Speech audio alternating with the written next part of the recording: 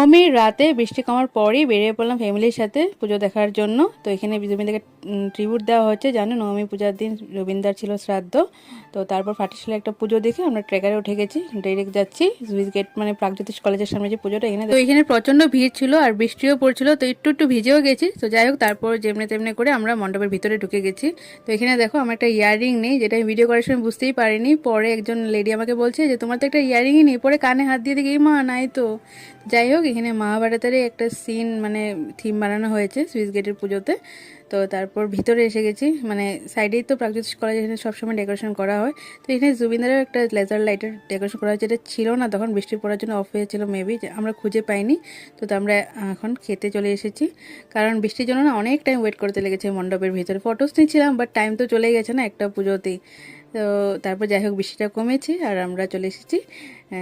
এই যে এইসব অর্ডার করা হয়েছে, পুরো ভেজই ছিল, মানে পেঁয়াজ তো ছিল, বাট ভেজ রেস্টুরেন্ট আর কি। আর বাবা মার তো স্বভাব জানোই যে সব কিছু ভাগাভাগি করে, যাই হোক শেয়ার করে সবাই খেয়েছে। আমি নিয়েছিলাম খুলচা, খুব টেস্টি ছিল। আর এই সুইচ গেট থেকে বেরোয় হাতের লেফটই আছে এই রেস্টুরেন্টটা, অমৃত বাইটস করে, টেস্টি ছিল খাওয়া, আমার তো ভালো লেগেছে। তো তারপর চলে এসেছি নয়নতারা। নয়নতারা ক্লাবের পুজোটা ভালোই হয়েছে, অনেকেই বলছিল ভালো না, এত একটা খাস হয়নি, বাট ঠিকঠাক আছে। তো মাকে বললাম চলো, তুমি তো গ্রিনারিজ ভালোবাসো, গাছগাছলা তোমার ভালো লাগবে।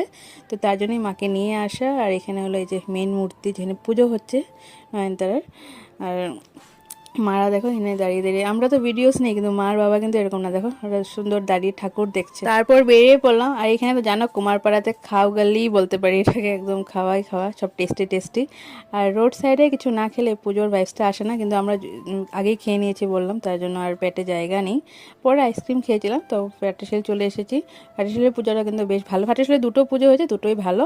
যেটা নেক্সট ডে তুমি আগে তো ঘট বসানো হয়, তারপর যাত্রা করি মাছ দিয়ে, পুঁটি মাছ দিয়ে, দুইটাই করে নিয়েছি। তারপর যাব মন্দিরে, মানে মণ্ডপে। তো চলো, একদম রেডি হয়ে গেছি লাল পাড় শাড়ি পরে।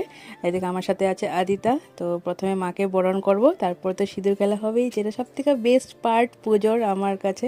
আমার কাছে না, আমাদের মতো অনেকেরই কাছে। এটার ফিলিংটা আমি বিয়ের পরেই বুঝেছি। আগে তো মার সাথে দাঁড়িয়ে থাকতাম খাঁচা টাচা বইঠই নিয়ে, তো এখন যখন মানে বরণ করে পরে বাইরের পর যে একটা সিঁদুর খেলা হয়, মানে একটা অ্যামেজিং জিনিস, মানে এনভায়রনমেন্ট ক্রিয়েট করে, যেটা খুব বেশি ভালো লাগে। তো এখানে সবাই মিলে সিঁদুর খেলা চলছে। দেখো বেশি সবাই মেনলি এই আজকের দিনে রেড হোয়াইট শাড়িটাই বেশিরভাগ সবাই পরে থাকে।